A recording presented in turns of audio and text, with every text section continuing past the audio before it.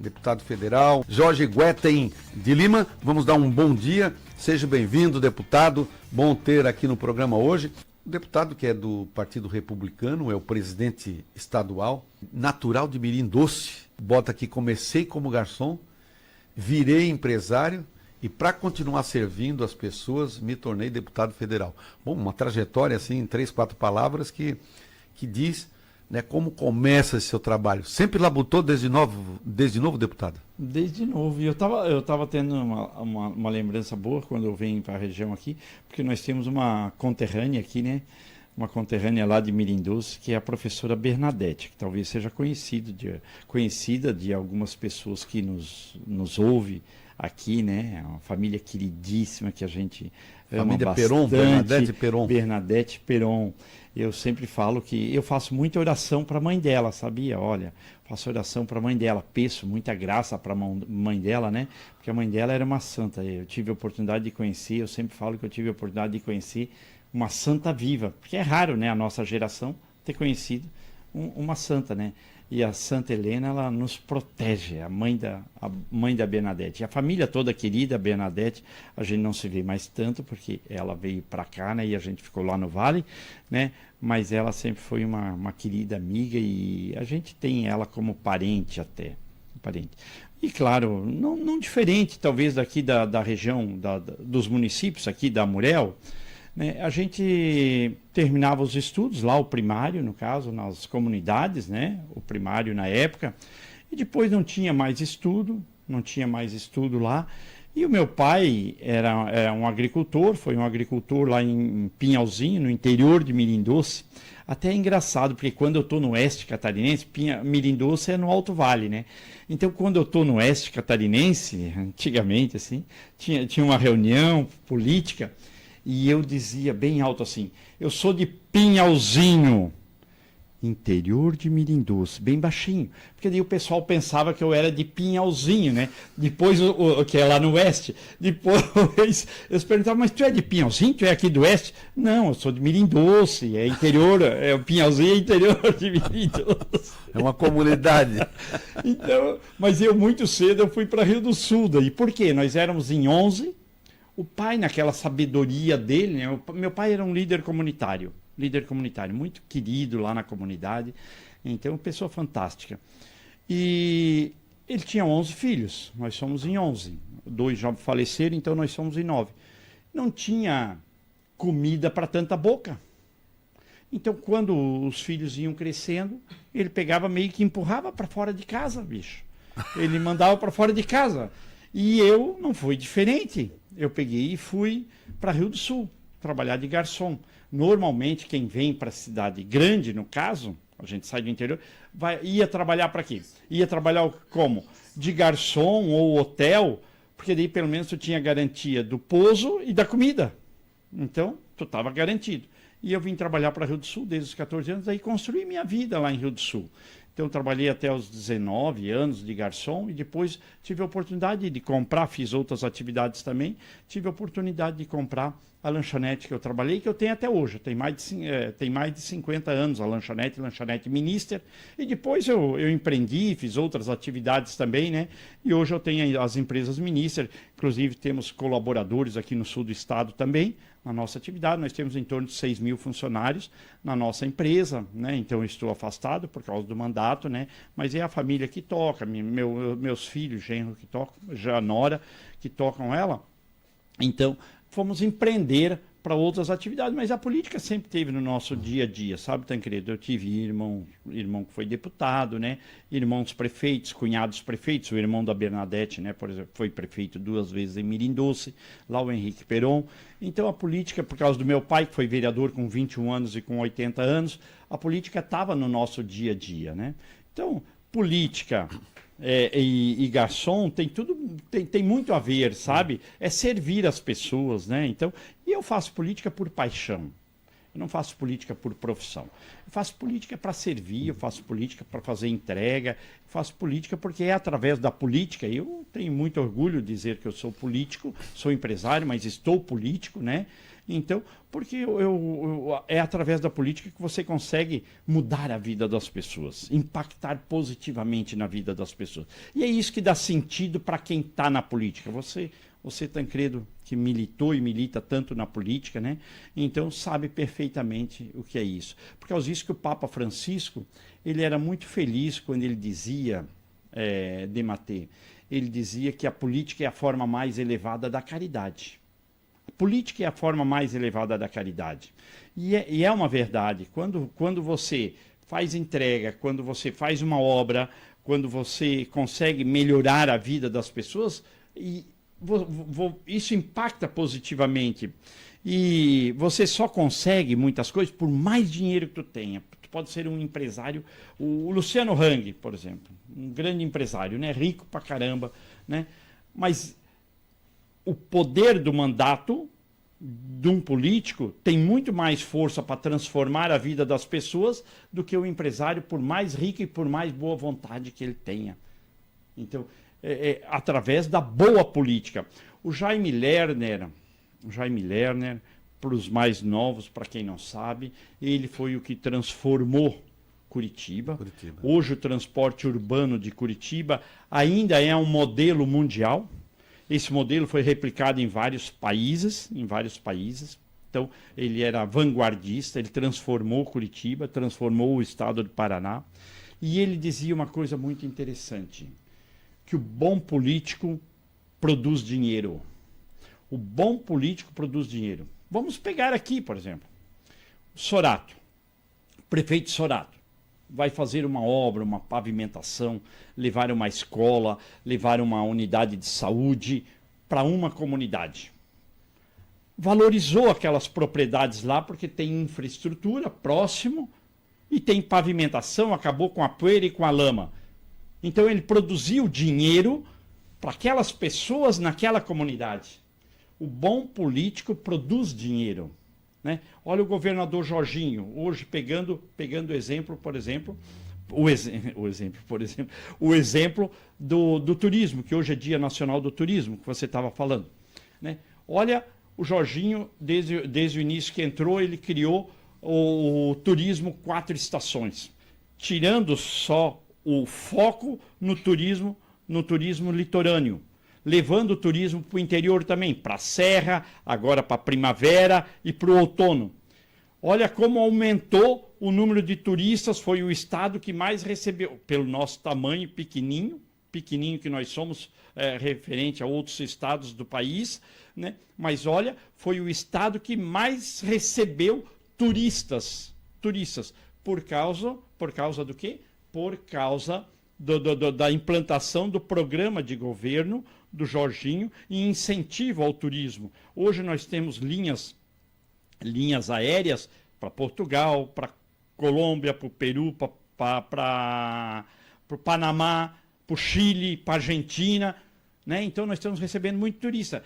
Quanto que está produzindo de dinheiro só nesse programa de turismo 4 estações para outras regiões como a Serra Catarinense, como o Meio Oeste, como a região do Amurel, todo o estado. As águas termais da nossa região. As águas termais, exatamente. Então, o bom político produz dinheiro, né? Então, a política, o servir, tem tudo a ver, está tudo junto, né? E a minha vocação de garçom, porque eu sou empresário, mas eu ainda me sinto um comerciante, me sinto um dono de boteco, sabe? Eu pratico ainda muito isso, eu vou muito na lanchonete lá em Rio do Sul, que eu tenho, até para não perder minhas raízes, minha essência, e sempre gostei muito de servir. E aí, lá em casa, essa política estava no dia a dia, lá em casa, essa política pequena, né? E claro que agora é um pouco mais ampliada, mas então a gente trouxe de casa essa empatia, essa vontade de servir e ajudar as pessoas. A gente vê aqui que o senhor é daquele homem de botar o pé na estrada, né? Um homem que visitou os 295 municípios do estado, né?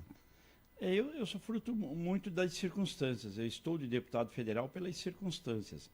Em 2018, o deputado federal Jorginho, então ele era candidato para majoritária, a governador, a senador, ele não tinha decidido ainda, né? 2018 estamos falando. E aí um dia, ele e os filhos dele me chamaram em Florianópolis, pedindo para mim ser candidato a deputado federal. Eu sempre gostei de participar da política, eu ajudava a construir o PL, né? Então, desde 2004 eu estava no PR, então PR, PL, e aí ele e os filhos pediram para mim ser candidato a deputado federal. Eu não queria, não estava no meu radar, nunca gostei de ser candidato. Por que eu nunca gostei de ser candidato? E eu fui candidato pelas circunstâncias. Eu nunca gostei porque eu empreendo, eu tenho os colaboradores e eu empreendo desde novo, desde os 19 anos. Eu sou patrão, digamos, sou patrão. E eu tenho uma concepção do político eleito que ele é funcionário do povo, ele é funcionário do contribuinte. E eu sempre tive, como eu sempre tive essa interdependência por ser patrão, eu me imaginava com dificuldade de me adaptar como funcionário, como empregado, porque eu gosto que os meus colaboradores eu trato eles bem para que eles sejam um bom funcionário, para que eles entreguem o que tem que entregar para a empresa, correto? E para o nosso patrão, que é o cliente. E eu, sempre imaginei que vereador, prefeito, vice-prefeito, deputado é empregado nosso, eu não sei se eu me adaptaria. Então, portanto, eu sempre gostei de bastidores, sempre gostei de coordenar a campanha, de bastidores. E ele insistiu muito na véspera de 2018, na véspera das eleições, lá pelo mês de maio, mais ou menos, para mim ser candidato, porque eles confiavam em mim e ele ia para uma eleição, digamos, do Senado, e caso não desse certo a eleição do Senado, pelo menos ficava garantido a cadeira de deputado federal. Aí eu relutei, falando na época com a família, com irmãos meus e a minha família também, esposa e filhos, e na empresa também. Aí então eu aceitei, depois de relutar muito, eu aceitei ser candidato a deputado federal em 2018, em maio, na véspera das convenções, que não se faz, ninguém sai candidato a deputado federal, nem a vereador você sai em cima da hora, tem que construir o projeto, né? Mas eu saí nessa circunstância como candidato único do PR, né? O deputado Jorginho foi para senador, eu para deputado federal e coligado com o MDB. Eu fiquei suplente, assumi um período em 2020 num gesto do deputado Peninha e do Pezente, que era chefe de gabinete, um gesto muito bacana, e aquilo então me motivou. Eu já estava adormecido, né? Porque não deu, coisa e tal, super contente, me esforcei, coisa e tal, né? Mas não me elegi. Aí, em 2020, eu assumi um período, aquilo me motivou, eu gostei, me motivou eu continuar buscando a titularidade.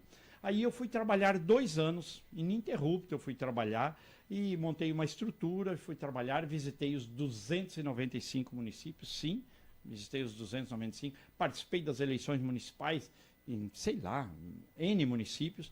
Daí veio a eleição de 2022, confirmou nas urnas a nossa eleição, se elegemos, graças ao apoio dos amigos, né, e tantas pessoas que nos ajudaram, muitas vezes sem nos conhecer ou torceram por nós. Aqui mesmo na região da Murel, a gente teve uma grande votação, tivemos em 2018, tivemos em 2022 também, tantos amigos queridos que nos ajudaram aqui, né, numerar até fica com certeza, eu vou cometer injustiça, né. E aqui eu brinco, aproveitando que eu falei lá de Pinhalzinho, porque quando eu estou na região da Murel, eu digo que eu também sou da Murel, porque a minha mãe nasceu em Grão-Pará. A minha mãe nasceu aqui. Então eu não estou mentindo, né? Quando eu falo. E uma vez eu mandei em 2020 um recurso para Grão-Pará, eu mandei um recurso para Gravatal, aliás, e Grão-Pará ali, né? Então eu mandei um recurso por causa da minha mãe. Eu digo, a minha mãe ia ficar contente se ela estivesse viva, que eu mandei um recurso para lá, uma emenda minha, sabe? Eu mandei uma emenda. Então eu tenho essa ligação fraterna aqui com a região da Murel. O político gosta de dizer que ele é semeado, né? Mas é fato isso. Eu estou na região de Campos Novos muitas vezes e eu digo, olha, eu me sinto aqui de casa, eu me sinto aqui de Campos Novos, porque minha avó materna, a mãe da minha mãe, né, que nasceu aqui em Grão-Pará, ela morreu lá em Campos Novos. Agora hoje eu vou estar no sul do estado, lá no extremo sul. A minha tia mora lá no extremo sul, né? A tia Juscelia, né, era casada com meu tio, com o tio Nazário, que era chefe do gabinete do meu irmão, chefe do gabinete do deputado estadual. Então daí validamos a eleição em 2022 e daí estou exercendo o mandato dessa forma que a gente construiu e tive essa oportunidade, que para mim é um aprendizado grande, né, de conhecer todos os nossos municípios, as nossas realidades, os nossos potenciais, as nossas fraquezas, e isso me ajuda muito, Tancredo, no exercício do meu mandato. Porque eu tenho uma boa memória, modéstia à parte, e eu conheço os nossos municípios e com todas as suas peculiaridades. Eu sempre procuro tomar um cafezinho lá no município, bater um papo no boteco, coisa e tal, com as pessoas. E é claro que hoje eu continuo. Esse ano eu já visitei mais de 250 municípios. Esse ano eu já visitei mais de 250 municípios. O ano passado, nas eleições municipais, eu visitei 201 municípios. E em mais de 70 eu andei com o meu trio elétrico a pé pedindo voto, porque eu faço uma campanha diferente, sola de sapato, né? Então pedindo voto, falando no microfone, coisa e tal, cumprimentando as pessoas, e eu estive em mais de 60 municípios andando com o meu trio elétrico, em torno de 20 km por dia. Mas eu visitei o ano passado 200 e poucos municípios. Esse ano eu visitei mais de 250 municípios, porque eu me licenciei 4 meses. 4 meses eu me licenciei, então eu fiquei fazendo roteiro nos nossos municípios catarinenses, ouvindo as nossas lideranças, escutando, né? E daí, claro que isso me dá um subsídio para mim ser mais útil para os municípios, porque eu sempre falo eu falava já em 2018, que eu queria ser um deputado municipalista. Municipalista no sentido de estar lá com o gabinete lá em Brasília, uma extensão dos municípios nossos catarinenses, mas também estar muito presente nos municípios. E é de uma alegria, uma satisfação e uma riqueza enorme essas visitas que a gente faz, porque a gente conhece a nossa Santa Catarina, né, que é esse estado fantástico que a gente fala, mas muitas vezes a gente fala, mas não conhece, né? Então tu vai aqui na Murel, qual é o município aqui que não tem um potencial enorme, né? Então, agora esses dias aprovamos na Comissão de Turismo, né, a capital nacional da bolacha artesanal para São Martinho. Né? E quem conhece São Martinho, né, aquela beleza com aquele tamanho, parece que São Martinho tem 100 mil habitantes, né? E tem, né, um município pequeno, mas pujante, né? E é uma referência estadual e nacional naquilo que faz e faz muito bem. Mas pega todos os municípios, tu vai em Armazém, a Tilápia, todos os municípios nossos têm um potencial enorme, né? Então, e isso para mim, quando eu faço roteiro, eu saio de casa com o propósito já de fazer um passeio. Para mim é um passeio e é um roteiro. Eu uno o útil ao agradável. Aí fica muito prazeroso. E também a oportunidade de ouvir e escutar as pessoas, a gente está aprendendo bastante, né? Porque a boa ideia, né, não tem hierarquia, todo mundo tem potencial para ensinar a gente quando a gente tem a capacidade e a humildade de ouvir e escutar. Então eu me sinto um privilegiado, né, por estar nessa condição de deputado e ter condições de fazer essas visitas que eu faço, né, para mim aprender. Sempre quando eu volto para casa, depois de um roteiro, eu volto ignorando menos. A gente tem 2 formas de ter conhecimento. É nos bancos das escolas, né, na universidade, ou na faculdade da vida. E a faculdade da vida, às vezes, pesa muito mais do que o banco de escola. Mas antes disso, deputado, nós vamos estar falando aqui sobre um assunto importantíssimo, que é saúde. A gente sabe que o nosso SUS ele tem uma frente muito grande, o sistema de saúde nosso é um dos maiores do mundo no sistema de atendimento pessoal. Mas tem algumas regras que precisam ser pautadas, né? Precisam ser definidas. E o senhor teve aí uma grande sacada aí, que foi a questão da mamografia a partir dos 40 anos. Um pedido que o senhor fez direto ao ministro da Saúde e que aconteceu agora. Então a gente quer que o senhor fale um pouquinho sobre isso.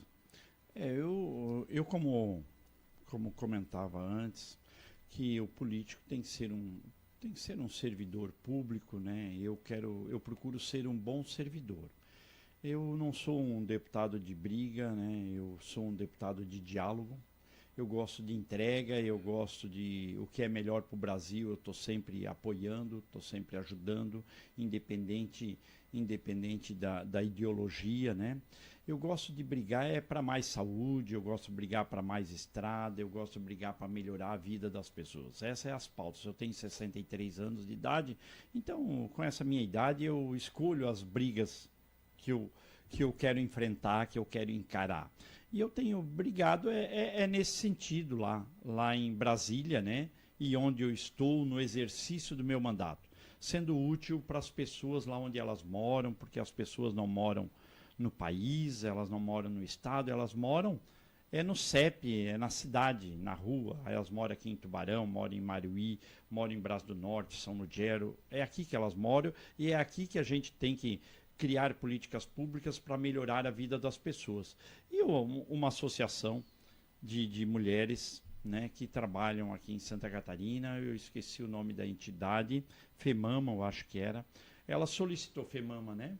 Então, e ela solicitou para mim porque achava muito injusto que os preventivos de mama, os exames, os diagnósticos, atendesse só até os 40 anos de idade. E a gente fez esse apelo e esse pedido para o ministro Padilha, que nos atendeu muito bem, entre outros pedidos que eu fui pedir lá para Brusque, para credenciar o Hospital Imigrantes ou Azambuja para oncologia, e um deles vai ser credenciado pelo Ministério da Saúde, né? E o ministro, muito solícito, muito querido, muito atencioso também, empático, ele colocou que eles já estavam estudando isso, eles já estavam estudando. É claro que eu poderia dizer até que foi por causa do meu pedido. Não, eu apenas reforcei o que eles já estavam pensando em fazer.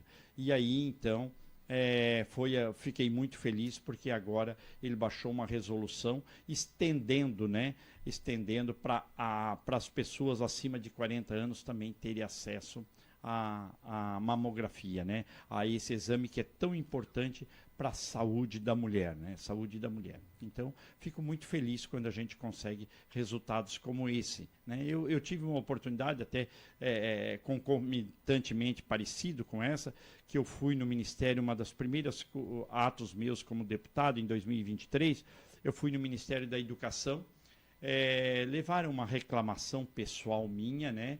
Para que tivesse mais rigor, mais fiscalização nos cursos EAD, nos cursos à distância. Porque tem muitas faculdades que vendem o diploma, que não capacita o aluno, vende o diploma, né? Então, e daí o aluno sai com o canudo ali, sai com uma graduação, mas tem dificuldade no mercado de trabalho porque ele não aprendeu. Né? Não teve rigor ali na exigência das disciplinas, né? Então, e um ano e pouco depois, o MEC, né? O Ministério da Educação, então, baixou uma resolução mudando toda a regra dos EAD, e tendo muito mais fiscalização. Então são trabalhos que a gente faz no Legislativo, né? Além dos projetos de lei, além das comissões e frentes que a gente participa, né? Que traz benefício para a população. Tenho exercido meu mandato assim. E tem um aqui que é muito interessante, né? É sobre a questão das nossas crianças e os nossos adolescentes, que o senhor encaminha um projeto que institui o reconhecimento facial. Eu tive infelizmente, né? Infelizmente, aconteceu aquela tragédia em Blumenau, aquele monstro que assassinou 4 ou 5 crianças ali na creche, ali na escolinha em Blumenau, na escolinha Bom Pastor. Até ontem eu estava em Blumenau e passei na frente da escolinha Bom Pastor ali.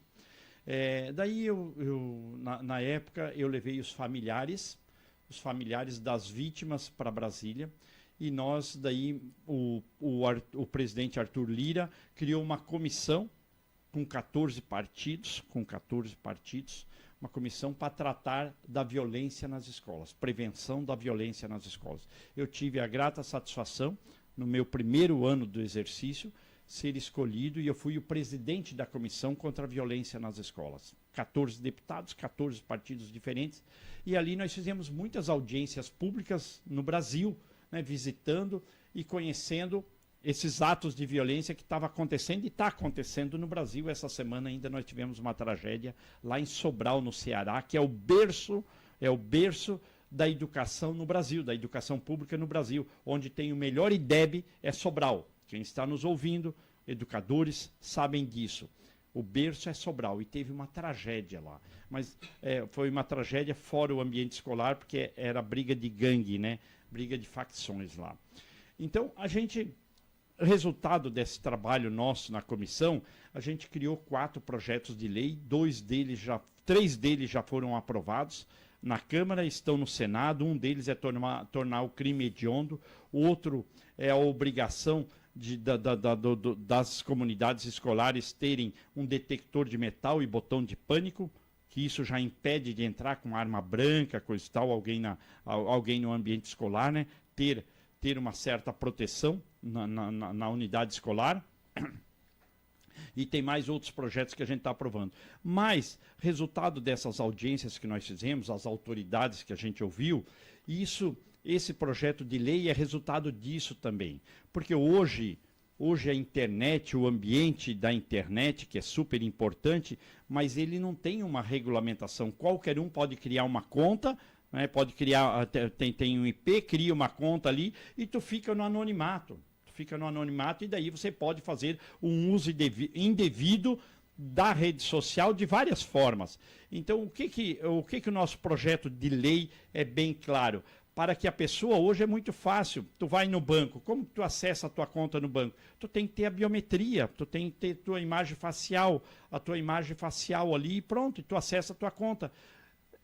O nosso projeto de lei também é nesse sentido. Para você acessar a internet, tem que ter a tua biometria, tem que ter a tua face ali, o teu rosto ali, a tua identidade ali. Você não pode usar uma identidade de terceiro. Então, nós vamos melhorar o ambiente da internet, que hoje é um ambiente sem dono, que tem que regulamentar. Sem dono. Tem que ter uma regra, ter uma regra. Porque o cara quer, digamos, ofender alguém, o cara quer criar dar o golpe em alguém, então ele pega e simplesmente monta um endereço lá na internet e sai vender, sai enganar as pessoas sem responsabilidade nenhuma, e a justiça nunca vai conseguir rastrear e encontrar esse indivíduo, esse CPF.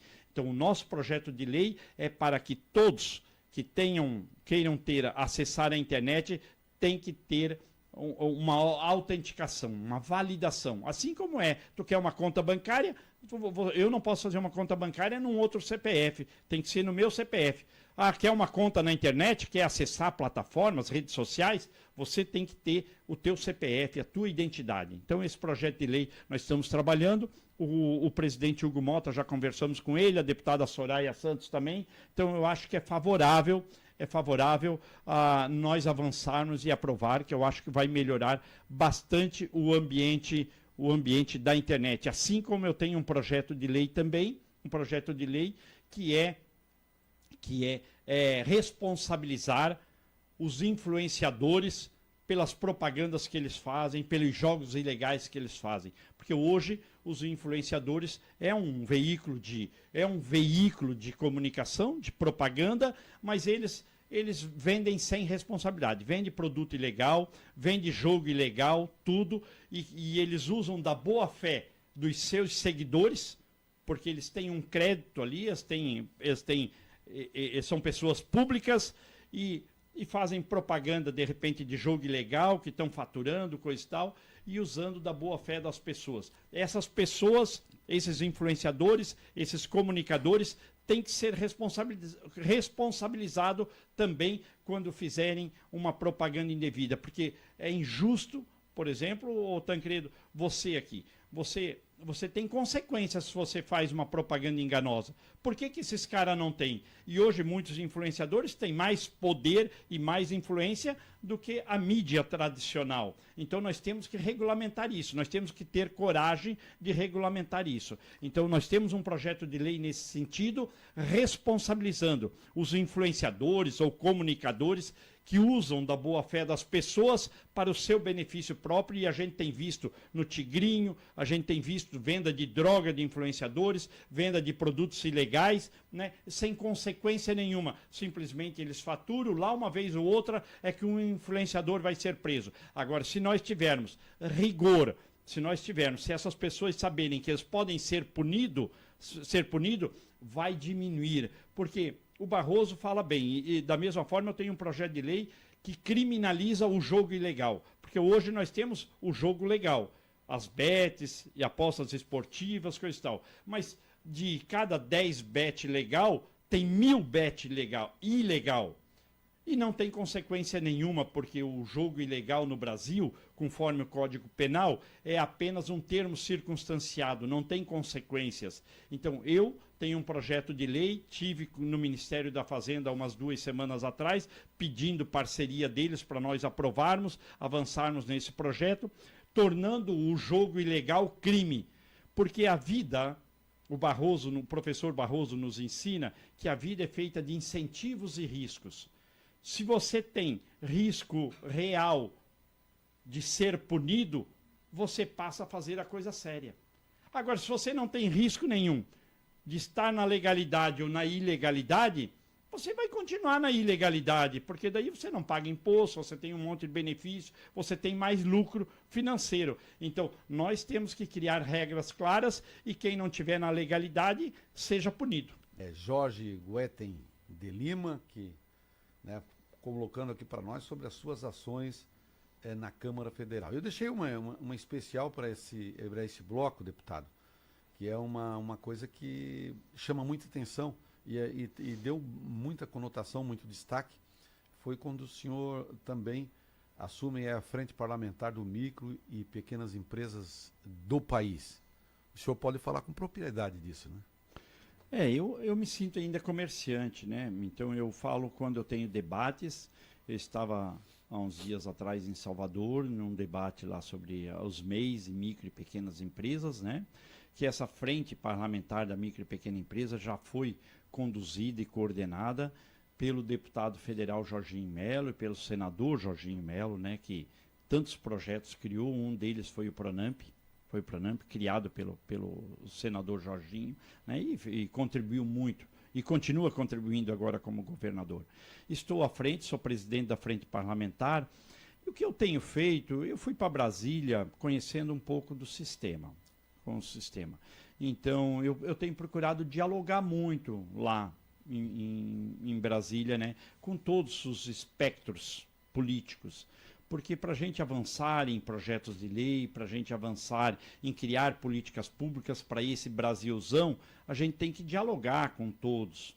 E isso eu fiz na frente. Eu criei a frente em 2023, a frente que já era do governador, né, que era do senador Jorginho, e chamei 2 parceiros de outras frentes para eles estarem na frente parlamentar. Então chamei o Hélder Salomão do PT lá do Espírito Santo e chamei o Augusto Coutinho do Republicanos, que agora eu estou no Republicanos, o Augusto Coutinho. Então nós intercalamos em três presidentes, eles foram presidente no primeiro ano, no segundo, e eu agora, então sou presidente nesse resto do mandato, né? Sou presidente da frente. E tenho conversado com outras frentes parlamentares, inclusive quarta-feira nós temos um almoço-debate junto com a Frente Parlamentar de Comércio e Serviço, que é muito forte, e junto com a Frente Parlamentar do Empreendedorismo, porque é a mesma página, nós estamos com os mesmos objetivos, né? Frente Comércio e Serviço tem tudo a ver com a micro e pequena empresa. Então nós vamos ter um almoço-debate, porque eu quero chamar essas frentes para ajudar, né, nos projetos de lei que tem lá para atender os MEIs e micro e pequena empresa. Porque daí essas frentes juntos, nós temos mais força de aprovar. Nós vamos ter uma audiência na segunda semana de outubro, nós vamos ter uma audiência na Câmara, porque é a semana da micro e pequena empresa. Já conversamos com o presidente Hugo Mota, para que nesse mês de outubro a gente possa fazer uma semana de votação, igual tem em maio, março, a Semana da Mulher, que é aprovado muitos projetos a favor da mulher, e nós queremos ver se aprovamos principalmente um dos projetos que é o limite da micro e pequena empresa, que está desde 2016 defasado. Teve a inflação da pandemia, tudo, né? Então, do MEI e da micro e pequena empresa, dá condições para o MEI poder contratar mais um funcionário, que é uma das grandes reivindicações, né? Ou se não, nós aprovar um projeto que tem lá no Senado da senadora Ivete, que é o Super MEI, que daí pode ser 2 funcionários, e nós aumentar o limite da micro, que é 360 para 700 e poucos mil, e da pequena empresa, que é de 4.800 para 8, 9 milhões. Então, eu já conversei muito com o Ministério da Micro e Pequena Empresa, com o meu amigo Márcio França, meu amigo ministro, porque a gente está muito junto, ele é muito querido, me dou muito bem com ele, já teve em audiências aqui em Santa Catarina comigo, então, e nós vamos tentar avançar junto com o Ministério, convencer o Ministério da Fazenda para nós aumentar o limite da micro e pequena empresa. O limite da MEI hoje está na faixa de quanto? O limite do MEI é 80. 80. É 80, levar para 140. 140. E poder contratar mais um funcionário. Porque tem toda essa inflação, né? Tudo. Nós nem estamos aumentando, na verdade. É fazendo justiça e só repassando atualizando um pouco o valor da inflação, atualizando o valor. Agora, o que eu tenho falado lá para os nossos pares, para os nossos congressistas, colegas, ora, qualquer político no Brasil fala que a micro e pequena empresa e o MEI é super importante, que movimenta a economia de Santa Catarina e do Brasil, que movimenta a economia aqui da Murel, que 90% dos CNPJ da Murel, de Santa Catarina e do Brasil é composto, mais de 90% dos CNPJ, das empresas das portas abertas e indústrias, é de MEI, micro e pequena empresa. Nós falamos que, todo mundo fala isso, que o MEI e micro e pequena empresa é responsável por mais de 70% dos empregos formais do Brasil. E tudo isso que as pessoas falam, e eu falo também, é verdade. Aí eu falo para eles, bicho, se isso é verdade, então nós temos que praticar isso. Nós temos que criar políticas públicas e aprovar políticas públicas para beneficiar esse setor, se é verdade que é tão importante. Porque quando tem um projeto de lei lá, digamos para banco, ou para as grandes empresas, e nada contra, pelo amor de Deus, né? Aprova-se fácil, porque esses setores são muito organizados e tem um lobby muito grande lá no Congresso. E lá funciona a pressão. O Congresso mais reage do que age. Funciona a pressão de uma CNI, de uma Fiesc, da Febraban. Ilegítimo o que eles fazem, né? Agora, e representam menos do que esse setor da micro e pequena empresa. Então, nós temos que... Eu digo para os meus colegas, vamos parar de falar, gente, e vamos fazer. Vamos praticar o que nós falamos, pelo menos. Então, está muito azeitado, Tancredo, está muito azeitado, e quem é da micro e pequena empresa sabe o que eu estou falando, né? A importância que é nós aumentarmos, nós atualizarmos o limite desse setor, que é tão importante, é o mais importante para a nossa economia. Então, eu penso que nós vamos avançar nesse semestre ainda. Nós temos que ter responsabilidade fiscal, claro, porque nós vamos aumentar, então, portanto, vai reduzir a receita,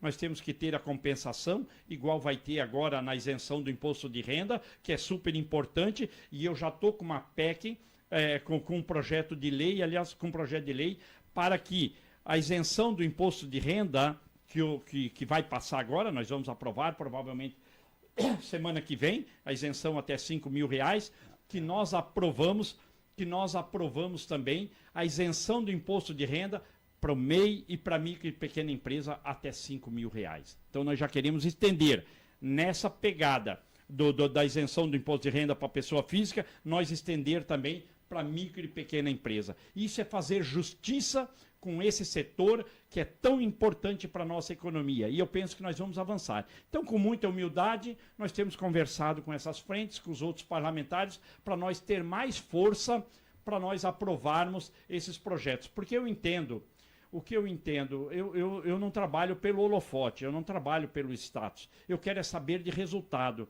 Então, eu entendo que se nós unirmos forças, então nós vamos conseguir avançar e aprovar esses projetos para esse setor e fazer justiça com esse setor.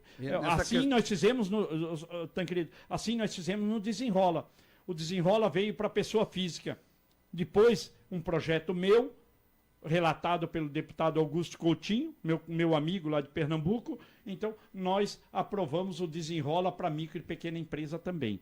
Então, e aí nós vamos avançando, dialogando, nós vamos avançando. Nessa questão do marco legal, do empreendedorismo, né? A atualização geral da micro e pequena empresa, e fala aqui sobre o nascer bem. Porque a pessoa quando forma também, ele precisa, é muita documentação, corre aqui, corre ali, tu já está preocupado em produzir para poder, porque o sujeito quando bota um negócio pequeno desse, ele tem que ter retorno o mais rápido possível, porque o investimento inicial às vezes pesa um pouco. Nessa questão de movimentação, o que é que a lei pode estar proporcionando ou dentro dessa frente parlamentar pode estar sendo criada? O Sebrae já faz esse papel, o Sebrae já ajuda, mas é pouco ainda, e eu tenho essa experiência, eu trago esse projeto Nascer Bem, eu trago de casa. Eu lembro que antigamente, e hoje em dia ainda, os agricultores, por exemplo, pegavam o dinheiro para a safra do Banco do Brasil, do banco.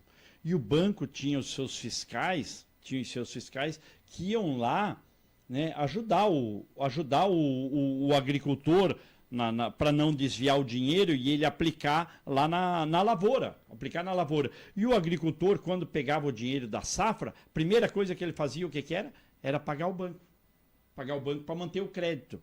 Então, é importante que tem bastante linhas de créditos para quem quer empreender.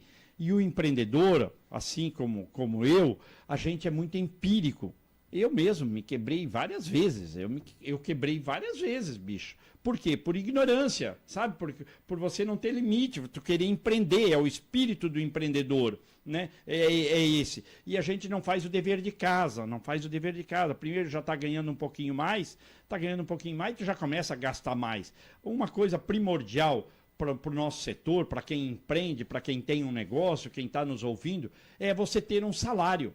E normalmente quem empreende não tem salário, você já passa a ser patrão, você acha que aquele dinheiro que entra é teu e começa a gastar mais já troca de carro, já reforma a casa, tudo. Você tem que ter um salário, você tendo um salário, você tem que, nos primeiros anos, você tem que servir a empresa, não que a empresa sirva você. Você tem que ser o melhor empregado da tua empresa, tem que ir para o sacrifício.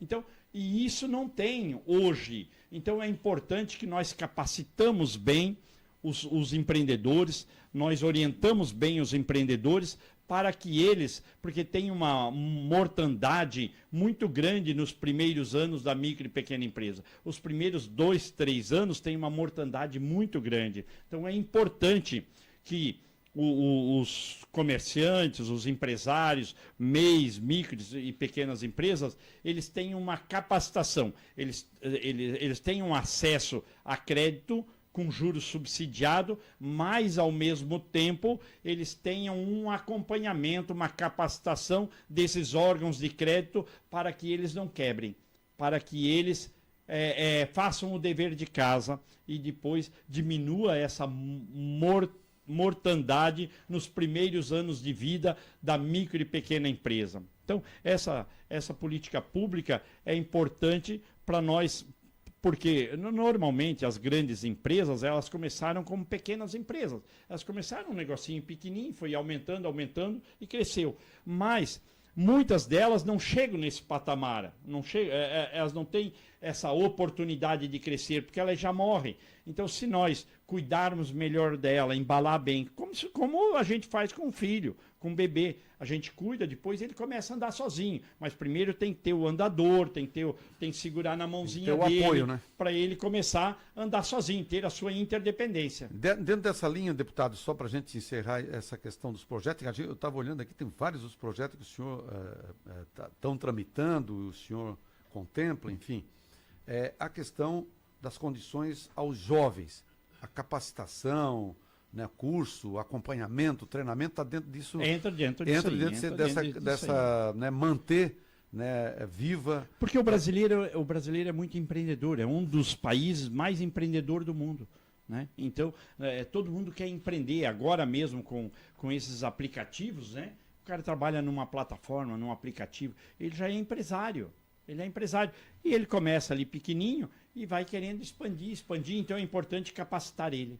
E essa questão da disponibilidade de crédito, que é uma das coisas que é muito forte dentro da micro, a pequena empresa, né, da MEI, de estabelecer, né, fontes onde tu possa trazer os recursos para investimento e depois fazer essa devolução de uma forma mais tranquila, mais branda, né? Uhum. Que não esteja um peso tão forte da questão dos juros, né? Uma carência também. Isso, uma carência. A carência cai bem. Até ele digamos, tendo condições, né, de ter o seu caixa ali. É super importante a carência para quem o recurso, juros subsidiado e uma carência para ele começar a pagar. Isso é super importante. E dentro da frente parlamentar, esse assunto também tem sido tramita. Nós temos uma agenda legislativa lá, que são os projetos prioritários. E ali tem uns 50 projetos por ordem. Então, por ordem eu falei o limite, o aumento do limite. Depois tem o SuperMEI. E depois tem os outros projetos, que é o reempreendedorismo, por exemplo, e outros projetos que tem a capacitação para quem tem acesso à linha de crédito, necessariamente tem que ter horas-aula de capacitação, né? Então, que isso são os órgãos que vão dar o crédito, que tem que capacitar, além do SEBRAE, que já faz esse papel. Então, e aí são vários projetos que a gente tem, que a gente quer avançar e priorizar alguns, porque não dá de fazer tudo, né? Principalmente aqueles que é de comum acordo com o governo também, com o governo federal, porque não adianta, senão o governo trava, né, não avança, com o governo federal e com o Senado, com o Congresso como um todo. A gente vê que tem muitas informações. Vou até fazer uma proposta para o senhor aqui no ar, né, de que a gente possa, pelo menos a cada 15 dias, se manter informado. A gente pode, hoje a tecnologia nos favorece isso, o senhor pode entrar lá pelo Meet, né, com som e imagem, 5 minutinhos, para ir acompanhando os passos, porque o pequeno investidor, ele trabalha na ponta da unha, ele precisa saber todos os dias qual o passo que ele vai dar, como ele vai desenvolver as ações dele. Então, seria muito importante para o presidente da Frente Parlamentar Nacional, lá na Câmara Federal, para poder estar dizendo para o empreendedor aqui da nossa região o que efetivamente pode ser feito. Fazer esse desafio para o senhor, não sei se o senhor... Agradeço eu que agradeço. Obrigado, Tancredo. Não, então o senhor como presidente, a gente vai estar aqui depois Ricardo, anota aí. Falar com a produção do programa, para depois estar em contato lá com o seu pessoal também que cuida dessa área, e o Ricardo aqui já está fazendo a anotação, para que a gente possa evoluir nesse sentido. Agora, 8 horas e 37 minutos, nós vamos no intervalo comercial, em seguidinha a gente já retorna para falar só de política agora, partidária, como são os cenários para a próxima eleição, dentro, né, das candidaturas de deputado estadual, de deputado federal, de senador e de governador, que a gente vai estar também falando do nosso presidente da República. A gente tem eleição ano que vem, nós temos que começar a discutir o pano de fundo da conversa política, tem que ser efetivamente o ano de 2016.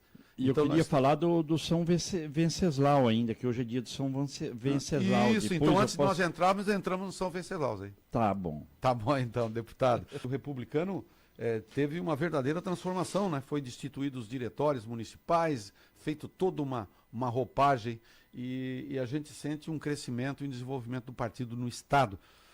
Deputado, o senhor como presidente estadual, claro, está lá em Brasília, mas está com um olho aqui no Estado, e o senhor como conhece os municípios, a base eleitoral, os municípios do Estado de Santa Catarina, tem demonstrado né, um interesse de querer fazer as coisas acontecer conforme o senhor estabeleceu um ritmo, porque o partido ele vai dançar na música que o diretório estadual, que o presidente colocar. Porque se botar um bolero, vai dançar um bolero. Agora, se botar um forró, vai dançar um forró. Agora, precisa ter, a pessoa que está lá capitaneando, precisa ter o foco e precisa ter a visão daquilo que efetivamente, né, o partido pode estar proporcionando. O senhor, como presidente do Republicano, tem levado essa mensagem lá na base para os militantes, para os vereadores, suplentes, os vereadores, os vice-prefeitos e os prefeitos? Eu já vou entrar nessa resposta. Eu vou falar de São Venceslau, gente. Hoje é dia de São Venceslau. E é importante nós sabermos que São Venceslau é um santo poderosíssimo. Poderosíssimo. Sabe por quê? Porque São Venceslau não é muito conhecido. Então, quando você faz uma prece, um pedido para São Venceslau, ele tem bastante tempo, ele está meio que vadiando lá em cima, e ele tem tempo para nos atender. Se você faz um pedido para Nossa Senhora Aparecida, São José, São Pedro, São Paulo, eles são muito conhecidos e eles são muito ocupados. Eles têm que atender muitos pedidos. E São Venceslau não tem muito conhecimento. Então ele está lá, de VAR, de coisa e tal. Faça o pedido para São Venceslau que ele vai te atender mais rápido. Mas isso é importante também, sempre fazer as coisas com boas intenções, que daí São Venceslau vai te atender mais ainda, né? Ser bondoso, empático, isso tudo, não é mesmo, Dom Adilson? O Dom Adilson pode confirmar isso. O Republicanos vai muito bem em Santa Catarina, porque eu estou de presidente estadual, mas eu tenho juízo, né? Eu sei quem manda, né? E o partido é do governador Jorginho, né? Assim como o PL em Santa Catarina é do governador Jorginho, o Republicanos também. Gentilmente, o governador Jorginho, ao qual eu sou amigo, e sou amigo dele já de muitos anos, ele me convidou, assim como ele me convidou em 2018, conforme eu relatei, ele me convidou para estar à frente do Republicanos, assumir essa missão, né, de trazer o Republicanos para o guarda-chuva dele, que estava num outro campo político, que era comandado pelo ex-governador Moisés, a qual eu falo e sempre faço uma referência, que sempre me tratou muito bem e todas as conversas que eu tive com ele, muito boa, e fizemos essa transição que ele não criou objeção nenhuma, né? E trouxemos daí o Republicanos, então, para a base do governador, destituindo todas as executivas. E o Republicanos hoje, penso que depois do PL, com todo respeito a todos os partidos, né? Mas depois do PL é o partido que mais cresce em Santa Catarina. Por quê? Porque as lideranças entendem, as lideranças políticas entendem que o governador Jorginho está fazendo essa transformação no Estado, está sendo um dos melhores prefeitos dos 295 prefeitos, porque em todo município ele tem obras, e várias obras. Quantas obras tem do governador Jorginho aqui em Tubarão, aqui na Murel, em todos os nossos municípios da Murel? Todos os municípios têm obra do governador Jorginho. Então ele tem muita entrega. Então as lideranças querem estar no projeto de reeleição do governador Jorginho. Querem dar oportunidade, querem que o governador Jorginho fique mais 4 anos. Então é importante essa parceria das lideranças municipais com o governador, com o governo do Estado. E para estar no PL, muitas vezes tem questões locais, teve disputas locais e as pessoas não se sentem tão à vontade de estar no PL. Algumas vezes também por causa de alguns extremistas dentro do PL, as pessoas não querem também esse radicalismo, esse extremismo, as pessoas estão cansando disso também. As pessoas querem entrega, e o Republicanos é um partido de entrega. Então, o Republicanos está indo muito bem, nós temos uma nominata muito boa já de deputados federais e estaduais, e vamos aumentar ainda mais. Nós vamos fazer no mínimo 3 deputados federais, certo? Confirmando a vinda, estamos numa conversa muito boa. Os nomes, a gente vê os comentários muito fortes em alguns nomes aí que vão engordar as fileiras aí do Republicanos, né? Perfeito. Por exemplo, aqui no sul do estado, né, nós temos a candidatura do Zé da Proteção Veicular. é uma candidatura que tem uma viabilidade eleitoral muito grande, né? Eles têm a associação, né? A Associação de Proteção Veicular, tem mais de 700 mil associados em Santa Catarina, então tem uma viabilidade muito grande de eleição, é uma incógnita, né? Mas o Zé, o grupo deles, o Arnaldo, eles são muito organizados, eles já conseguiram um feito muito grande, que foi regulamentar esse setor, né? Então, sem dúvida nenhuma, que ele está muito preparado para ser deputado, para representar não só o setor, mas Santa Catarina e o sul do estado, né? Então, é uma candidatura que eu vejo com uma viabilidade muito grande, mas nós temos uma conversa muito boa com a deputada Giovana, que dispensa comentário. Você falava da APA, da Baleia Franca, né? Ela é a mãe e o pai da Baleia Franca.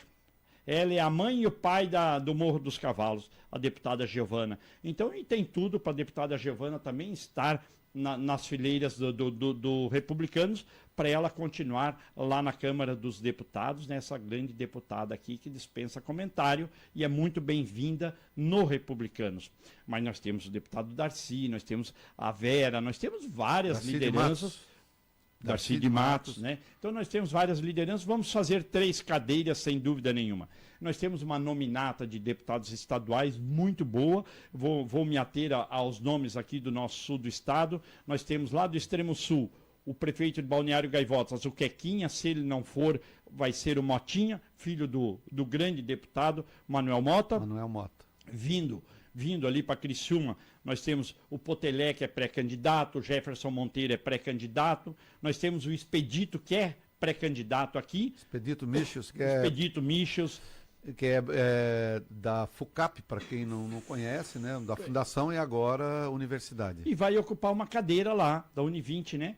Vai ocupar uma cadeira lá na Assembleia, vai ter 44 cadeiras e uma cadeira, eu não tenho dúvida nenhuma que o Expedito vai ocupar. A cadeira que era do Sorato, ele vai ocupar aqui na região da Murel, o Expedito, né? Então, esse cara queridão, bonachão, né? O Trump de Santa Catarina, né? Que todo mundo gosta, bonachão, né? Então, não tem dúvida nenhuma, está preparado, vai ser deputado estadual. Então, nós temos uma nominata aqui de deputados estaduais, de potenciais pré-candidatos a deputados estaduais, muito boa no sul do estado. Mas assim é por todas as regiões de Santa Catarina. Na Grande Florianópolis, na Sul, Meio Oeste, Oeste. Todas as regiões estão contempladas. A região serrana. Tem a prefeitura de Lages, que comentaram muito, né? A prefeita Carmen está vindo com Republicanos. E ali, então, ela vai compor, se nós vamos ter deputado estadual, deputado federal, estamos conversando com lideranças lá. E aí a Carmen Janotto já assinou ou ainda está para assinar? Não assinou ainda, mas está no Republicanos e ela vai assinar. Nós vamos fazer um ato, provavelmente em outubro. Queremos ver se nós trouxemos o governador Tarcísio para cá, né? Então no último final de semana de outubro, fazer um grande ato de filiação, porque a vice-prefeita de Blumenau, a Maria Regina, também vai se filiar no Republicanos e é pré-candidata a deputada federal e uma potencial candidata a deputada federal, a vice-prefeita Maria Regina, lá de Blumenau, né? Então, e aí nós vamos fazer um ato de filiação, vai vir o Marcos Pereira e vamos fazer mais um ato de filiação de várias lideranças que estão vindo para o Republicanos, que serão candidatas, né? O Eloy lá de Major de Três Barras é pré-candidato a deputado federal, também nesse dia nós vamos fazer a filiação, e tem outras lideranças, sim, que estrategicamente a gente não comenta, né? Porque estamos em conversas que estão vindo, mas todas as regiões a gente quer contemplar com candidaturas com envergadura, com viabilidade, para nós ter uma boa legenda para nós abrir as urnas, nós confirmar lá 3 deputados federais e 6 deputados estaduais. Está indo muito bem. Tudo isso tem que fazer... Mas só para a gente entender, tem uma agenda já estabelecida até o final do ano, início do ano que vem, que o senhor deve estar montando aqui no estado, né? Uma delas é essa questão de em outubro fazer as filiações.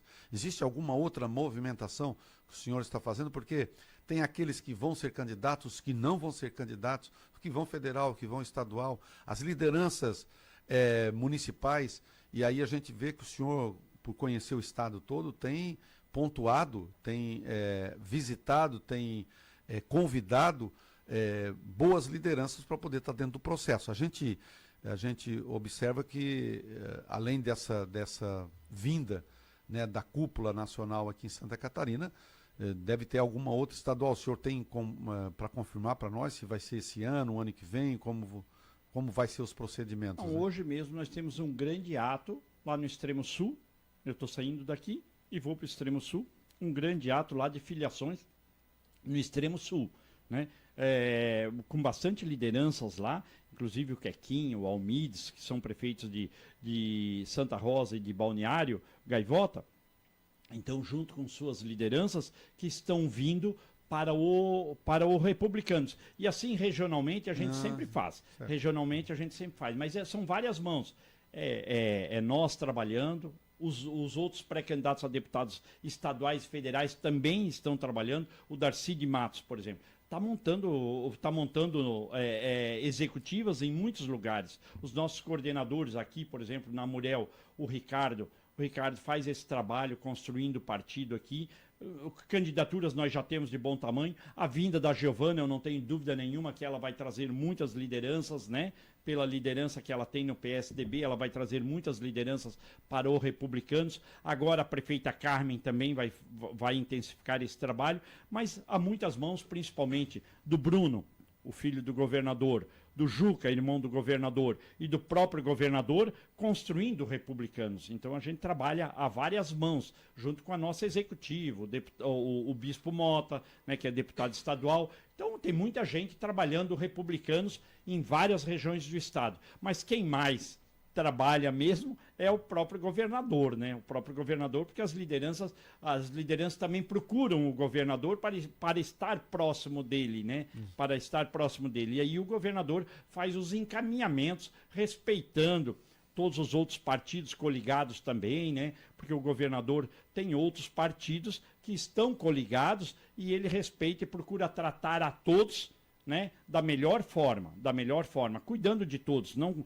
governador não cuida só do PL, do Republicanos, ele cuida também dos parceiros potenciais, e aí nós podemos falar do União Progressista agora, que é a União Brasil e o Progressista. Ele cuida também do MDB, ele cuida do Podemos, ele cuida do Novo, e se permitir, ele cuida do PSD também, porque muitos prefeitos do PSD estão sendo muito bem atendidos. Todos os prefeitos o governador atende bem. Ele atende os 295 prefeitos, tanto do PT como do PSD também. Né? Porque lá na frente a gente não sabe e talvez vamos estar todos juntos, o PSD, no projeto nosso também. Mas independente, ele é governador do Estado, ele não é governador do PL. Então ele atende todos os prefeitos. Tanto é que muitos prefeitos do PSD, eu ouço manifestação, que mesmo tendo uma candidatura do PSD, vão estar com o governador, porque estão sendo bem atendidos, né? E política tem fila, né? O governador, quando se elegeu em 2022, ele se elegeu para 8 anos. Agora, em 2026, dá uma abastecida no avião e continua o voo, né? Então ele aterriza em 2026, né? Tem a eleição e depois continua voando em 2027. É mais ou menos assim. Essa leitura aí é correta, mas pulando para deixar essa questão terminarmos aqui com a eleição do Estado, nós vamos no âmbito nacional. A gente vê também, e o senhor falou aqui da vinda do Tarcísio, o governador de São Paulo, um dos nomes, né, sendo cotados aí para ser candidato a presidente da República, né? O que é que o senhor enxerga nessa questão, ou ainda está um pouco nublado, nesse cenário para o ano que vem das candidaturas para presidente da República? Está bem nublado ainda a candidatura do nosso campo político, da direita, da centro-direita e da extrema-direita, sem dúvida nenhuma que passa pela bênção, pelas mãos do ex-presidente Bolsonaro. Ele está inelegível, ele não vai ser candidato, portanto, né, por estar inelegível. A anistia não vai avançar, isso já está claro, porque o Senado já declarou, se a Câmara aprovar, o Senado já declarou que não vai avançar a anistia. Se o Senado aprovar, o presidente da República já falou que vai vetar. O presidente da República não vetando, o STF já declarou que é inconstitucional. Então, portanto, nós devemos pacificar, eu acho, né, passar essa fase e nós começar a discutir o Brasil. Nós temos muitos problemas para resolver no Brasil. E essas pautas de anistia e de a prerrogativa dos mandatos, da blindagem, e isso era uma pauta que está travando o nosso país, está travando o Congresso, e eu acho que nós temos que ter coragem de enfrentar isso, né? Porque não adianta nós aprovar na Câmara e o Senado não aceitar. Então, portanto, eu acho que nós temos que sim discutir a dosimetria das penas, diminuir as penas, principalmente porque daí aquelas pessoas que hoje, do 8 de janeiro, que estão presas, já seriam todas liberadas, né? E diminui a pena também automaticamente dessas novas condenações que teve, e aí incluído o ex-presidente Bolsonaro, e aí nós avançar o país e tocar para frente. E daí eu penso que o ex-presidente Bolsonaro vai escolher o seu sucessor, e tudo encaminha, tudo diz que vai ser o Tarcísio. O Tarcísio só vai ser candidato se o presidente Bolsonaro escolher e abençoar. Ó, você vai ser o meu candidato. Senão ele não vai, porque ele é leal ao Bolsonaro. E ele, até por ser militar, ele tem essa hierarquia. Ele tem essa hierarquia de seguir regras, né? É disciplinado. Então, e o Tarcísio sendo candidato, ele é o único candidato que une todo esse campo político. Ele une parte do centro, ele une a direita, a centro-direita e une a extrema-direita. E aí fica muito competitivo para enfrentar o Lula, que vai para uma reeleição. E sempre é um adversário difícil. Nós temos que entender, fora aqueles que não acreditam nas urnas, né? Fora aqueles que não acreditam nas urnas eletrônicas, tem que saber que nós perdemos a eleição para o Lula, que tinha acabado de sair da cadeia. E o Bolsonaro estava na reeleição. Então veja que reeleição sempre é difícil enfrentar. E nós temos um páreo duro para enfrentar o ano que vem. Então nós temos que estar muito unidos. A direita, a oposição tem que estar muito unida, e o Tarcísio é esse player, é esse candidato que une aí com a vice, Michele ou alguém do Nordeste, não fazer igual o Bolsonaro fez, né? Que foi escolher mais do mesmo, foi pegar o Braga Neto. Veja só, o nosso opositor, o Lula, foi pegar quem? Foi pegar o Alckmin, que era do nosso campo político. Nós temos que ter essa habilidade de pegar alguém lá do Nordeste, onde nós somos mais fracos, para somar na chapa do Tarcísio. E aí eu não tenho dúvida nenhuma que vai ficar uma candidatura muito competitiva, com chances reais de vitória o ano que vem. Porque nós em Santa Catarina estamos pacificados e tranquilos. Sabemos que o Tarcísio vai ter uma votação expressiva, que qualquer candidato de oposição ao Lula em Santa Catarina vai ter 70% dos votos, ainda mais carregado, né, impulsionado pela reeleição do governador Jorginho, que tem uma eleição muito boa, mas não tem eleição ganha. E o governador Jorginho tem sempre os pés no chão. Ele é um grande estrategista, aprendeu muito. Hoje, sem dúvida nenhuma, é o político catarinense, não porque é governador, é o político catarinense mais estrategista que eu conheço, porque ele tem muito da escola do Jorge Bornhauser e da escola do Luiz Henrique, mas ele, eu acho, que superou os dois, além de estar fazendo uma grande gestão, está fazendo política também, está fazendo gestão em política, então não tem dúvida nenhuma que ele vai impulsionar a candidatura do candidato a presidente do nosso campo político aqui, no caso, se for o Tarcísio ou um outro candidato da direita. Mas Santa Catarina, eleitoralmente, representa, Tancredo, apenas 2,5% do eleitorado. Certo, o Brasil é muito maior. Imagina, a gente pensa e a gente observa, e não sei se o seu ponto de vista também, que a decisão também nacional na questão do PSD, que vai influenciar lá na eleição para o presidente da República, mas para nós aqui vai ser decisivo, né? A participação do PSD de ter candidatura a presidente da República, que pode acontecer. Tem aqui o Ratinho, que tem, né, feito a sua escala aí, e é um bom nome. Seria um bom nome. Traz o Paraná muito bem estruturado, conseguiu botar o Estado, né, dar continuidade e fazer crescer muito o Estado. Isso influencia também na questão da eleição, porque se tiver um candidato a presidente da República do PSD vai ter que ter palanque nos estados. Natural. É natural. E aí Santa Catarina também vai ter que entrar nesse eixo. E hoje existe uma aproximação, uma conversação muito forte, e a gente observa isso. O presidente da Assembleia Legislativa, Júlio Garcia, que pese que não é ele quem faz as decisões, mas ele tem uma influência muito grande. É uma pessoa que agrega, é do diálogo, e ele tem buscado e tem tido aí nas conversações políticas do Estado que ele é um possível também candidato dentro de uma composição com o PL na candidatura de vice. Ou, de repente, João Rodrigues, candidato a governador, né? E aí, o senhor acabou de colocar aqui para nós que tem vários os prefeitos que, dentro do PSD, vão estar com o Jorginho Melo, mas tem muita gente também que vai, né, que está fora do processo e já sabe, partidos, enfim, e que pode isso criar uma outra força muito grande, porque nós vamos entrar agora num assunto que é a questão das pesquisas.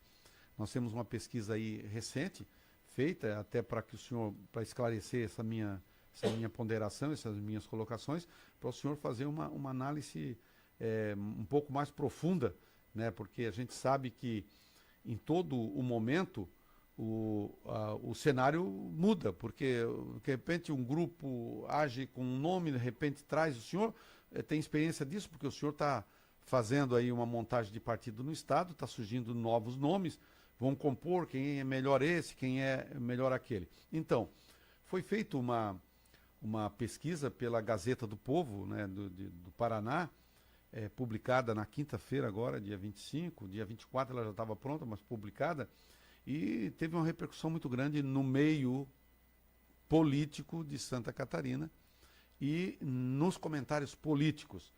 Uma pesquisa que foi realizada entre o dia 22 e 23 de setembro, com 1.008 entrevistados em 76 cidades, né, do estado. A margem de erro aqui cai na casa dos 3,1 percentual e o nível de confiabilidade 95%.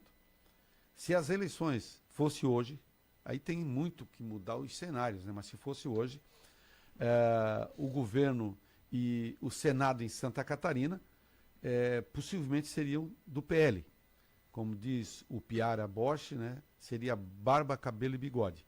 Claro que tem muita coisa para acontecer, mas os números do Instituto Neucamp, que é o instituto quem fez a pesquisa, é divulgado nessa quinta-feira, e, como falei, da Gazeta do Povo, aponta que o governador Jorginho Melo seria reeleito em primeiro turno, né?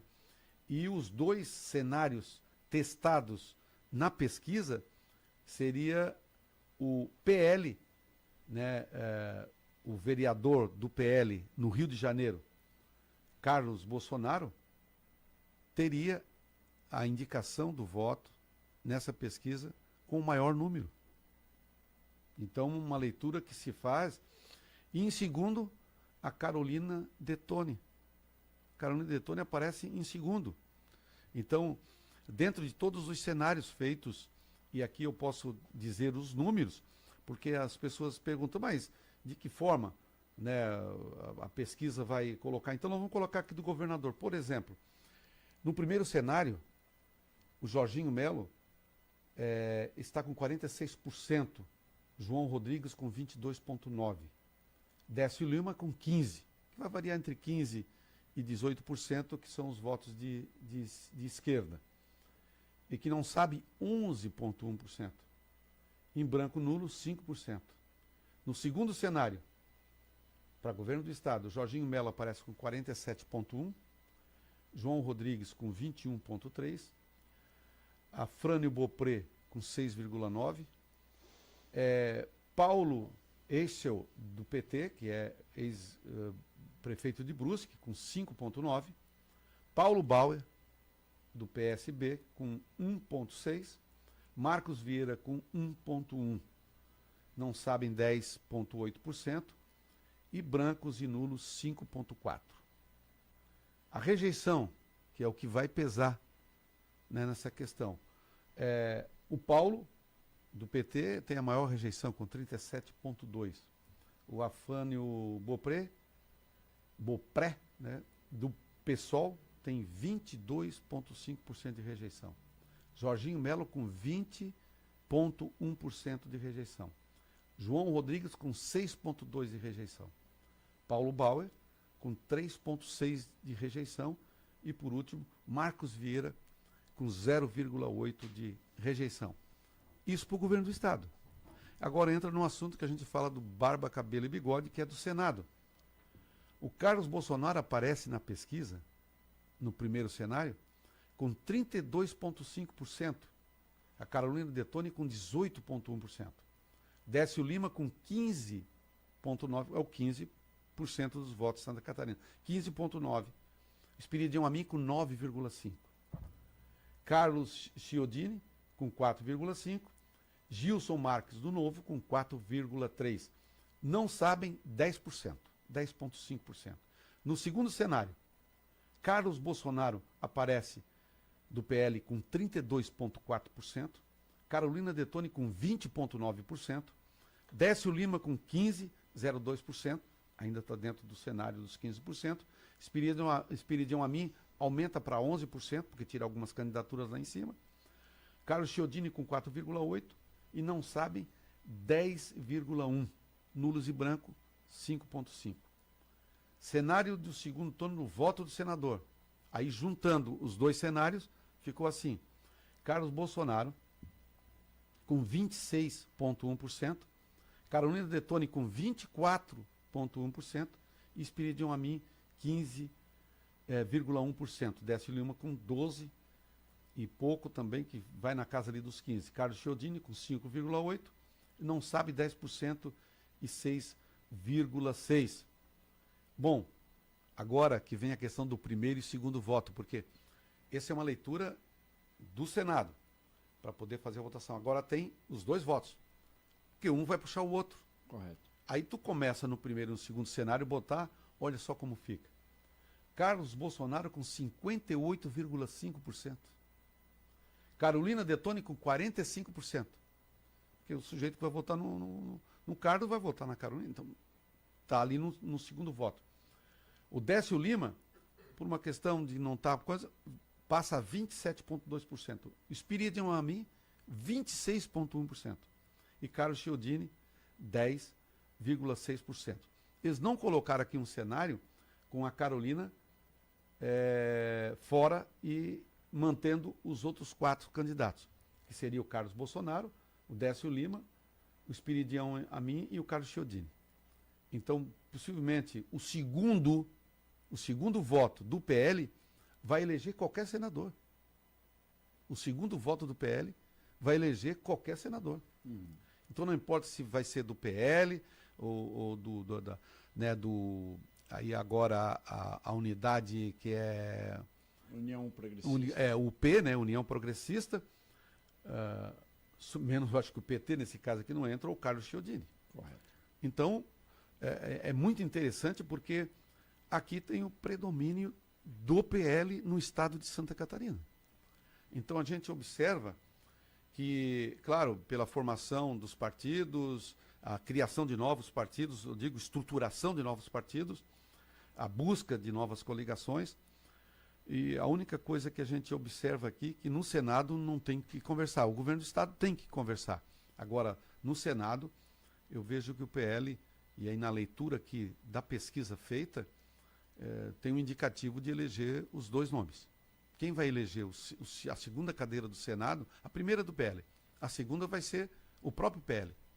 Eles vão escolher quem vai ser o candidato. Agora, vai pesar isso, porque a União Progressista é um partido que hoje tem um tempo de TV muito forte, né, e tem um nome também muito forte, né, que é um senador que vai para a reeleição, que tem feito também um belíssimo trabalho no Senado, a gente tem acompanhado. Isso ficou bem baralhado, né, para a decisão de quem escolher o senador, porque dependendo da escolha do senador, tu vai ter a coligação lá na frente também. Isso o governador não tem preocupação? O senhor que é muito amigo do governador não se preocupa com isso? Eu penso que ele vai saber conduzir bem, né?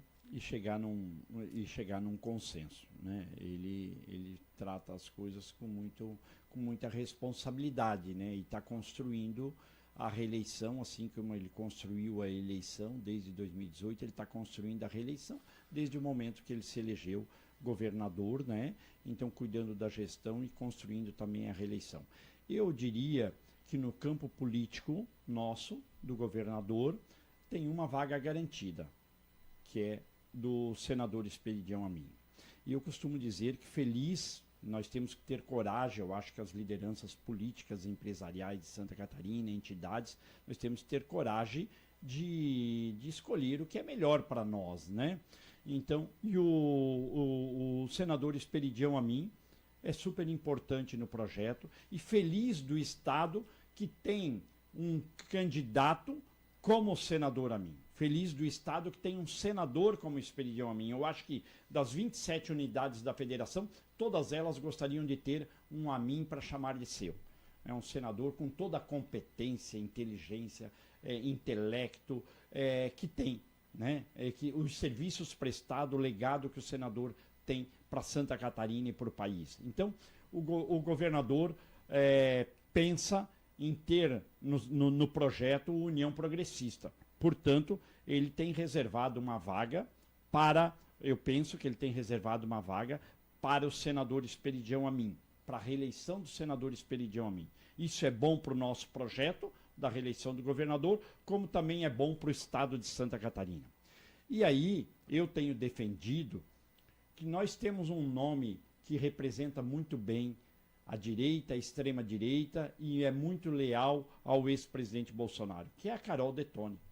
Que é a Carol. Está preparada, hoje é a congressista mais relevante de Santa Catarina, foi presidente da CCJ, é líder da minoria, Então, eu penso que nós poderíamos ter Carol Detoni e Esperidião Amin como candidatos. Mas não tem dúvida nenhuma, a leitura eu acho que está correta de vocês, e a pesquisa também mostra, né, que o candidato do PL, o candidato que o PL apresentar, os candidatos, digamos, que o governador apresentar, né, na sua chapa, vão ser eleitos. Está aí a pesquisa, né? Seja do PL ou seja do União Progressista e do PL, né? Então não tem dúvida nenhuma. Mas aí essa conjuntura de se vai ser Carol Detoni ou Carlos, eu penso que nós não precisamos importar alguém do Rio de Janeiro, com todo respeito à legitimidade do Carlos, porque um candidato aqui apoiado pelo ex-presidente Bolsonaro, que tem essa força política aqui, sem dúvida nenhuma que vai ser exitoso, assim como foi em 2018, assim como foi em 2022. A força política aqui é inquestionável e incontestável do ex-presidente Bolsonaro, né? Então é importante alinharmos bem. Eu torceria e torço que os candidatos que nós vamos apresentar para a população, para o eleitor catarinense, seja Carol Detoni pelo PL e Esperidião Amin pelo progressista. Essa é a dobradinha. Essa é a dobradinha dos sonhos dos catarinenses, né? Agora, se for, a pesquisa mostra que se não for a Carol Detoni, for o Carlos, também vai ser exitoso. Eu não tenho dúvida nenhuma disso, Agora, eu penso que nós podemos construir talvez de uma forma diferente. Política é muito de momento, esse é o momento. Veja que há um mês atrás, há 40 dias atrás, o Lula estava numa baixa. Depois que o tarifaço, o Lula está recuperando espaço. Então, política é muito de momento, Eu não tenho dúvida nenhuma. E talvez nós vamos conseguir, né, atender, digamos, o ex-presidente Bolsonaro, atender os interesses da reeleição do governador Jorginho e chegar num consenso com essa dupla, que eu não tenho dúvida nenhuma, se eles forem candidatos, o Esperidião Amin e a Carol, os dois serão senadores, sim. E a pesquisa confirma, você também, na tua avaliação do Piara, eu acho que está corretíssima. Mesmo eu achando que os candidatos devem ser esses dois, Esperidião Amin e Carol Detoni. Eu sempre tenho me posicionado quanto a isso, né, com muita responsabilidade e sempre pensando nos interesses dos catarinenses. Nós tivemos uma questão agora, com o Paraná, de royalty. Nós estávamos numa briga com o Paraná sobre os royalty, né? E olha como foi decisivo e ganhamos a questão. E o Senado ajudou muito, porque os senadores representam o Estado. Então, como é importante nós ter senadores que conhecem bem o nosso Estado, a nossa realidade e que já têm serviço prestado. Então, mas vamos avançar. O importante é que nós vamos fazer 2 senadores e os 2 vão contribuir muito. Eu só queria fazer um adendo. Eu penso aí uma opinião pessoal, né? Se o Tarcísio for candidato a presidente da República... Que aí veio 10 para a urna. Aí vem o 10 para a urna, claro, vem o 10, mas o Tarcísio vai estar coligado com o PSD lá em São Paulo, com o Kassab. Aí eu penso que a conjuntura aqui em Santa Catarina, respeitando, né, claro, mas eu penso que o PSD também vai estar conosco. Porque lá em São Paulo o PL, os republicanos, vão estar com a reeleição do PSD lá em São Paulo, com o Felício ou o Kassab, e aí facilita para nós fazer uma convergência aqui, como dizia o Luiz Henrique, uma concertação, né? E esses atores políticos, né? Digamos, o Júlio Garcia e o Jorginho, que são os grandes estrategistas políticos de Santa Catarina, o Júlio também com toda a escola do Dr. Jorge Bornauzi, do Luiz Henrique, né? Então, ele também com toda a sua sabedoria e sapiência, eu não tenho dúvida nenhuma que eles vão achar um bom termo e já decidir essa eleição antes de começar.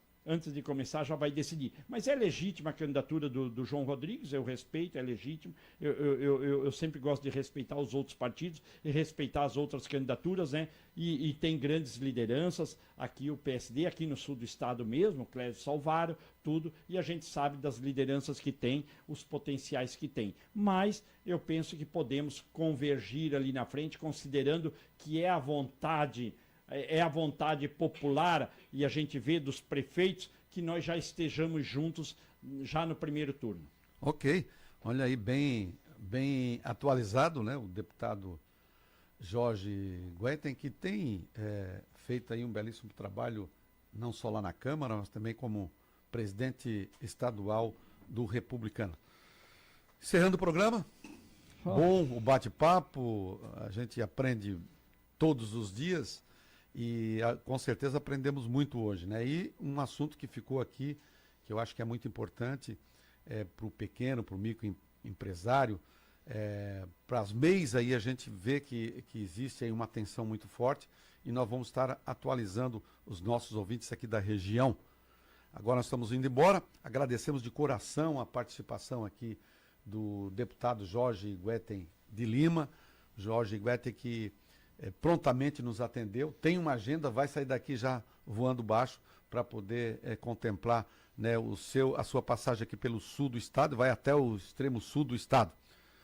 Deputado, muito obrigado por ter participado conosco. Eu que agradeço, Tancredo, agradeço a Litoral por essa oportunidade, a todos vocês, e a gente poder prestar conta um pouco do nosso mandato, esse bate-papo, e não tenha dúvida nenhuma, que eu sempre aprendo nas oportunidades que eu tive conversando contigo, né?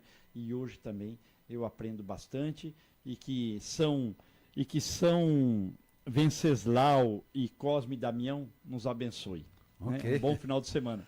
Tá bom, obrigado, deputado.